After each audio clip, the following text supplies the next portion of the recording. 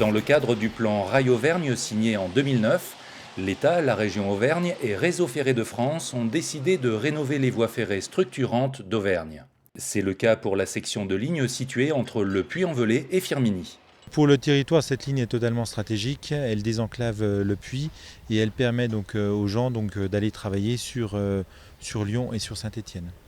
Les infrastructures de cette ligne de montagne étaient vieillissantes. L'état de la ligne permettait bien évidemment de circuler en sécurité, mais c'est vrai qu'elle était très vieillissante et donc il était nécessaire d'intervenir assez profondément, donc aussi bien sur la voie que les ouvrages d'art. Depuis le mois de février, des travaux importants ont été engagés.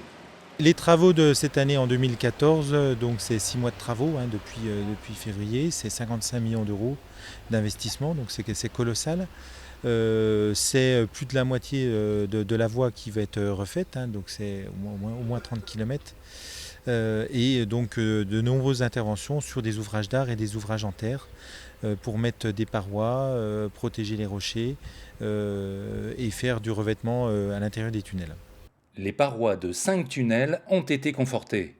Alors derrière moi le tunnel, donc les travaux qu'on a fait en tunnel, c'est des tunnels historiques, donc pour la plupart qui ont été creusés dans la roche. Donc les travaux ont consisté à mettre une paroi de béton projeté à l'intérieur de la coque du tunnel pour pouvoir éviter des chutes de blocs dans le tunnel et là aussi éviter des perturbations sur la circulation, voire des incidents de sécurité.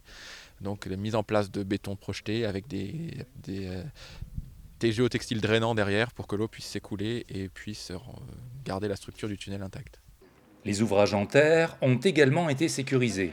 Comme on avait une zone qui était assez boueuse et assez instable, on a installé un grillage plaqué. Donc on a mis des ancrages, ce sont les barres qui ressortent. On a mis des ancrages qui font entre 4 et 5 mètres de longueur, qui sont accrochés à la paroi. Et on a posé un matériau plastique qui permet de laisser passer un peu la lumière pour faire revenir les végétaux. Et dessus on a posé un grillage plaqué galvanisé, qui évite toutes les chutes qu'il peut y avoir de boue ou de rochers afin de fiabiliser la voie. Dans certaines gares, l'accès au train a été amélioré. En gare de Bas-Monistrol, on en a profité à l'occasion des travaux de voie pour refaire les quais, pour les rehausser, pour permettre une meilleure accessibilité des personnes à mobilité réduite dans le matériel roulant.